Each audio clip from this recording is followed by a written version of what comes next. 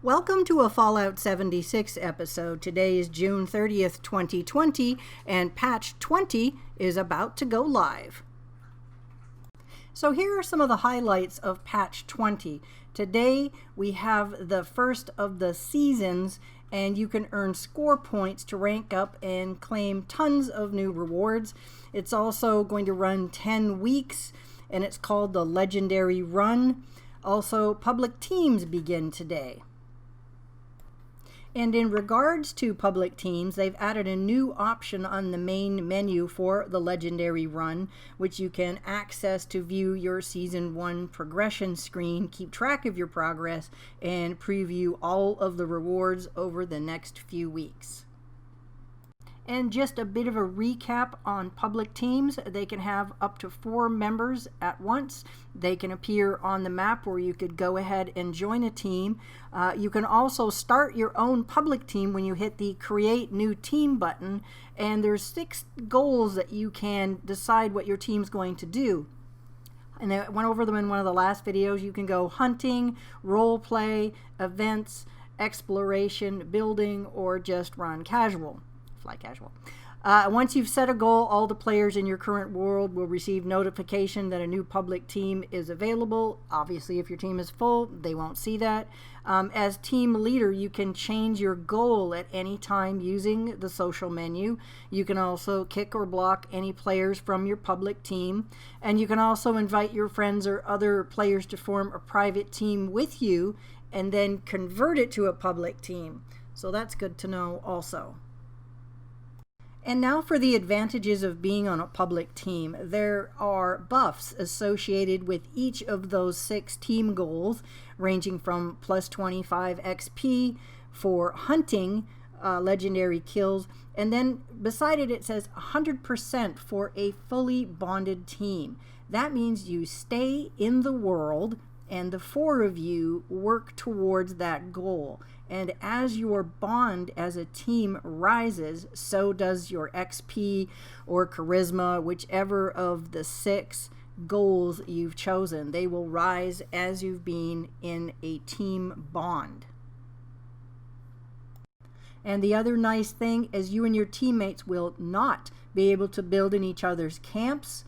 You can do that if you revert back to a private team. You also cannot open locked doors or containers when you're on a public team. You will still become wanted.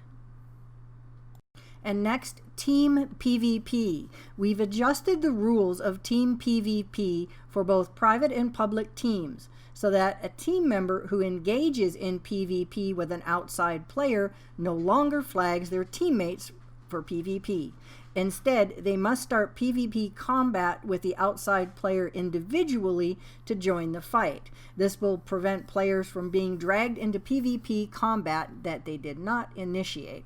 And it also prevents you from, if you decide to engage, say, in a one-on-one PvP situation, then you have no idea that they have their team, other 3 teammates waiting in the wings to take you out. It's very unfair. This is actually a really, really good idea. There have also been a number of camp and workshop bug fixes. The exploit addressed a camp budget exploit related to the circus cage. That's gone. Another one, punji boards can no longer be stacked on top of each other, especially making trap camps. And a few other things regarding turrets and your survival tent. Actually, this one's really good. Survival tent. The no build area around your survival tent no longer remains in the world after the tent owner logs out or switches worlds. This is why we have a problem. Sometimes we come into a new world. We can absolutely positively see there's no survival tent there, but we can't place our tent. So that little leftover lag or whatever it is now gone. That is a huge bug fix. They also fixed the exploit which could result in a player becoming invulnerable, God mode, after dying under very specific circumstances. That is now gone. VATS. Charging weapons like Gauss weapons or the bow now correctly deal damage based on how much they were charged when fired in VAT. So I was kind of wondering about this. Good news about the Wendigo Colossus. It now has a flat 10% chance to spawn when nuking one of its potential spawn locations. So it's not going to be, I swear, it must be like 1% chance. So at least at 10%, we have a fighting chance of actually seeing and taking down the Wendigo Colossus.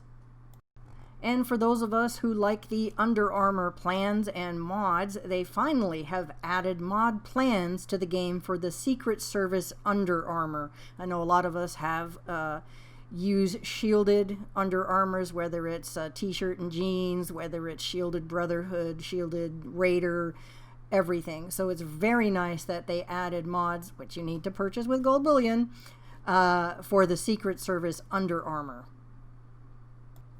And a few other changes. Electrically charged, that mutation will no longer proc when attacked by another player outside of PvP. Excellent. Allies like Beckett and the Raider Punk will finally have their daily quests if you finish their main quest line. Roxy is now stationary and can always be found leaning against the school bus in Crater instead of wandering all over Crater. Smiley no longer accepts caps from players attempting to purchase additional gold bullion after they have already reached the gold bullion limit. Of course, we all try. Ward is now stationary and can now always be found sitting behind his desk in the trailer in Foundation. And Ren is also now stationary and can also be found at her console in Crater. So that is all the news for patch 20. Thanks so very much for watching, and we'll see you out in the Wasteland.